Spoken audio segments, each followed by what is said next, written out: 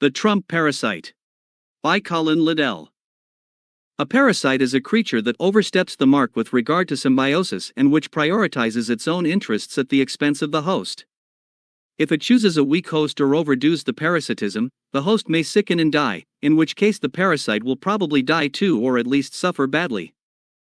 All politicians exist either in symbiosis with the political entities that host them, or else in various degrees of parasitism. So, which one is Trump? There are various possible answers to this question, but before we go there, we need a little more definition of the host. Just what is America, and what has it been trying to do? America, as is well known, is the preeminent global power and is often called an empire. It is an amalgam of hard financial and military power and soft economic, moral, and cultural power. But, more than this, it exists at a level of complexity, and its trajectory over the last several decades has been towards increasing complexity. In fact, many of its most infamous problems come from this aspiration towards complexity. So, what does this complexity involve? Various things, like the attempt to create a post-racial society and the socialization of atomization, i.e., a new way for extreme individualism to exist in a social context. There is also the complexity that comes from the attempt to rejig sexual and gender categories in a way that is 100% inclusive.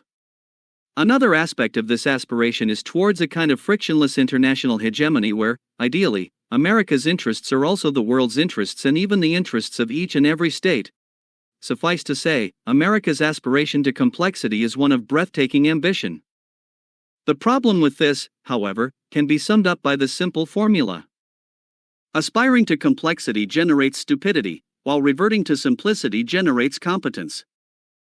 This is because the amount of available intelligence in a given society tends to grow in an arithmetic progression, while the problems created by growing layers of complexity grow in geometric progression. Yes, this is borrowed from Malthus. Of course, this may change once artificial intelligence becomes sovereign, a rather disturbing phrase, but until it does, I think this relationship holds true. So, in this context, what kind of parasite is Trump, or does he even exist in healthy symbiosis with the American political entity?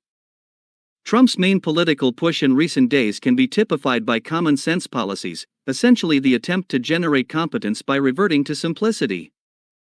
Instead of the complexity of new greener energy solutions and difficult to calculate impacts on global weather, he reverts to the tried and tested means of cheap gas. Instead of the complexity of redrawing the gender map, he reverts to the simplicity of male-female. Instead of the complexity of a massive migrant population existing in a no-man's land between citizen and non-citizen, he prefers the clarity of legal and illegal.